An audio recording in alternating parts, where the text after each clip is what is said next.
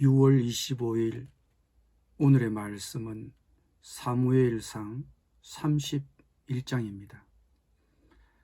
블레셋 사람들이 이스라엘을 치매 이스라엘 사람들이 블레셋 사람들 앞에서 도망하여 길보아 산에서 엎드러져 죽으니라. 블레셋 사람들이 사울과 그의 아들들을 추격하여 사울의 아들 요나단과 아비나답과 말기수아를 죽이니라. 사울이 패전함에 활 쏘는 자가 따라잡으니 사울이 그 활 쏘는 자에게 중상을 입은지라. 그가 무기를 든 자에게 이르되 내 칼을 빼어 그것으로 나를 찌르라. 할례 받지 않는 자들이 와서 나를 찌르고 모욕할까 두려워하노라 하나 무기를 든 자가 심히 두려워하여 감히 행하지 아니하는지라. 이에 사울이 자기의 칼을 뽑아서 그 위에 엎드러지매 무기를 든 자가 사울이 죽음을 보고 자기도 자기 칼 위에 엎드러져 그와 함께 죽으니라. 사울과 그의 세 아들과 무기를 든 자와 그의 모든 사람이 다 그날에 함께 죽었더라. 골짜기 저쪽에 있는 이스라엘 사람과 요단 건너쪽에 있는 자들이 이스라엘 사람들이 도망한 것과 사울과 그의 아들들이 죽었음을 보고 성읍들을 부리고 도망하며 블레셋 사람들이 이르러 거기에서 사니라.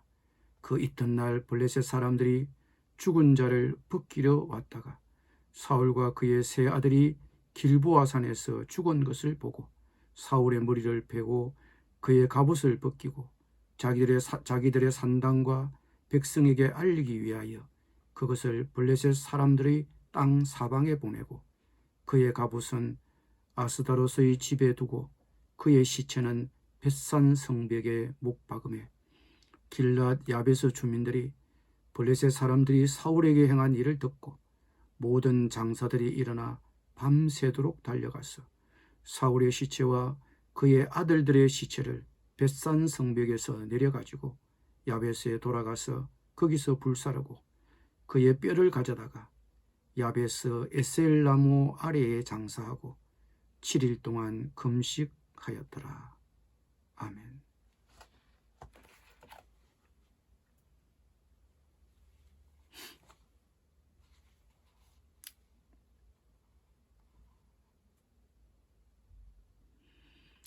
다윗이 자기 마을을 약탈한 아멜렉과 전투를 벌이고 있을 때 사울 왕은 블레셋 군대와 필사적인 교전을 벌이고 있었습니다.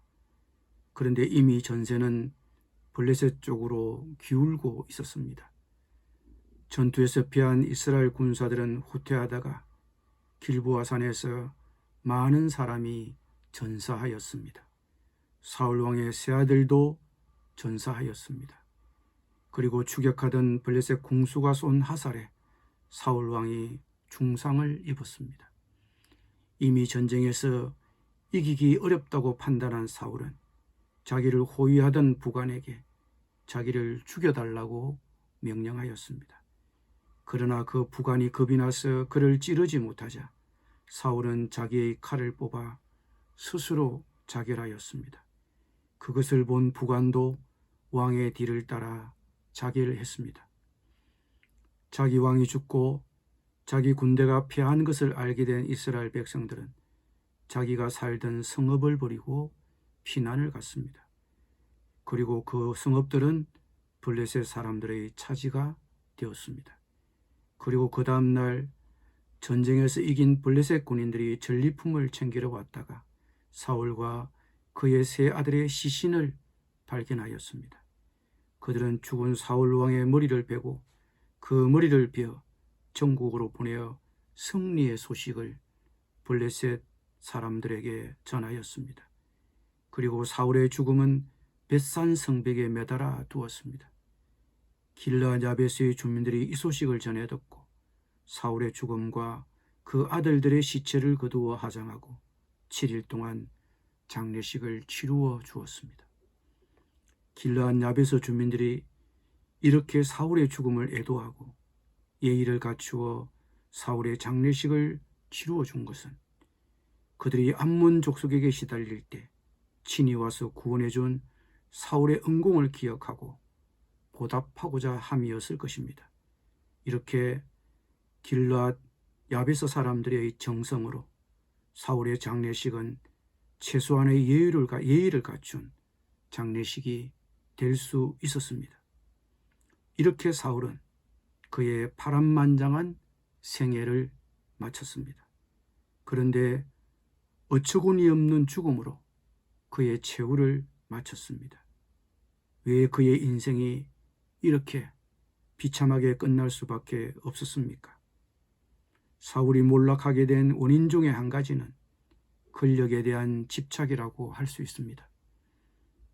사울은 다윗의 등장으로 자신의 왕권이 흔들리자 시기와 질투심으로 스스로 망가져간 인물입니다. 그토록 아들 요나단이 다윗을 신임해 줄 것을 간곡히 권면했지만 그는 듣지 않았고 끝까지 다윗을 죽이려고 제거하려고 추격하였습니다. 권력을 지키고자 했기 때문입니다. 권력에 대한 집착, 다윗에 대한 정오심을 버리고 임금님이 주의 말씀을 버렸기 때문에 하나님께서도 임금님을 버리셔서 임금님이 더 이상 이스라엘을 다스리는 왕으로 있을 수 없도록 하셨다는 사무엘을 통한 하나님의 말씀에 그가 귀를 기울이고 그가 마지막으로 순종했더라면 그의 말년이 이렇게 비참하게 끝나지는 않았을 것입니다. 다윗은 그를 선왕으로 모셨을 것이고 그는 다윗에 의해 융숭해져가는 나라를 바라보며 말년을 보낼 수 있었을 것입니다. 옛 성현의 말 중에 청충어람 청어람이라는 말이 있습니다. 쪽에서 뽑아낸 푸른 물감이 쪽보다 더 푸르다는 뜻인데 서성보다 더 뛰어난 제자를 두고 격려할 때 사용하는 말입니다. 우리는 항상 뛰어난 후배를 두렵게 바라보아야 하고 우리 자신보다 더 빛나는 후배를 보면 비록 권력이 그 후배에게로 옮겨진다 해도 질투나 시기심에 의해 망가지지 말아야 합니다. 한때는 신성처럼 나타나 온 이스라엘의 희망이 되었던 젊은 용사 사울이 권력욕에 빠져 국력을 분열시키고 자신도 스스로 파멸의 길을 걸어갔던 모습을 보는 것은 참으로 안타까운 일입니다.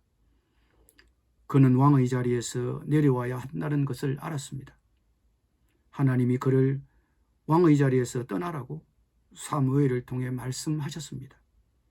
그는 그것을 알았습니다. 그의 아들 요나단도 알았습니다. 우리는 떠나야 할 때 주저없이 떠날 수 있는 마음가짐이 필요합니다. 떠나야 할 때를 깨닫지 못하거나 망설이다가 때를 놓치고 보면 개인은 물론 공동체에 누를 끼치게 됩니다. 권력을 낳지 못해 비참한 종말을 맞이한 사울을 보며 우리 또한 이 점을 잘 깨달아야 할 것입니다. 또 하나 사울의 몰락의 가장 중요한 원인은 하나님께 대한 불순종입니다. 그의 몰락은 그가 길갈에서 제사를 드리려고 모인 이스라엘 회중을 효과적으로 통솔하지 못하고 친히 제사를 집전한 데서 시작되었습니다.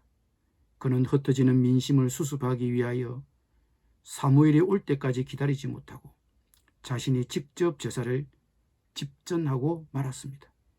이것이 사울이 왕권을 박탈당하는 중대한 사유가 되었습니다.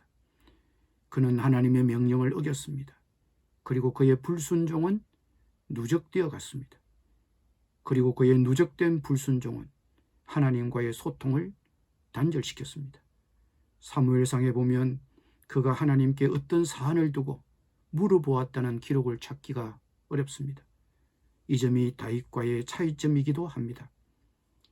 그도 마지막에는 하나님을 찾긴 했지만 하나님은 그에게 얼굴을 가리셨습니다. 그렇다고 그가 하나님을 힘써 찾은 것도 아닙니다. 기다리지 않았습니다. 요식행위에 그쳤습니다. 급기야 그는 무당을 찾아가 도움을 구했습니다. 그가 하나님께 답을 구하려 기다리지 않고 무당을 찾아 화급에 처한 나라의 운명에 대한 해답을 얻으려고 한 것입니다. 그것은 그에게 치명적인 과실이 되었습니다. 그리고 그것은 그의 신앙이 아예 바닥까지 내려갔다는 것을 보여주는 것입니다. 오늘 우리에게도 마찬가지입니다. 하나님과 소통하려고 하십시오. 아무리 하급한 일이 있어도 하나님의 뜻을 묻고 기도하고 하나님의 말씀을 기다리십시오. 사무엘상이 전체적으로 힘을 주어 강조하는 교훈은 이것입니다. 내 판단과 생각대로 하지 말고 하나님께 물으라는 것입니다. 매일 말씀을 읽고 그 말씀에 귀를 기울이십시오. 그러면 하나님의 인도를 받을 수 있을 것입니다. 그것이 우리가 매일 말씀을 가까이 해야 하는 이유이기도 합니다. 성경 말씀을 즐거워하고 하나님의 말씀에 귀를 기울여 사십시오. 그러면 물과에 심긴 나무처럼 형통한 삶을 살게 될 것입니다. 기도드리겠습니다.